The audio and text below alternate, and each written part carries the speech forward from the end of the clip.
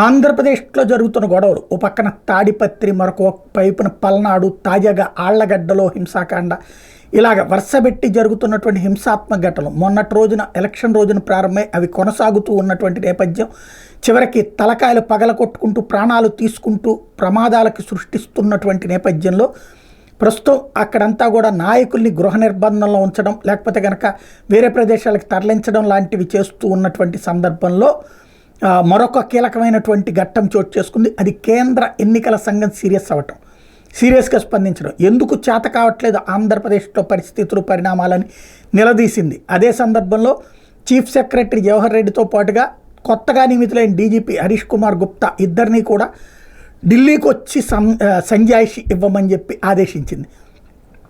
ఎందుకు ఈ ఇన్సిడెంట్ జరిగినాయి, ఎవరి వల్ల జరిగినాయి, ఎవరు బాధ్యులు, వీటిలో ఏం చర్యలు తీసుకున్నారు, అలాగే ఎందుకని ఇవి ఇంకా కంట్రోల్ కావట్లేదు అన్నట్టుంది ఈ ఇద్దరు ఇచ్చేటువంటి నివేదిక ఆధారంగా వాట్ నెక్స్ట్ అనేది ఉంటుంది.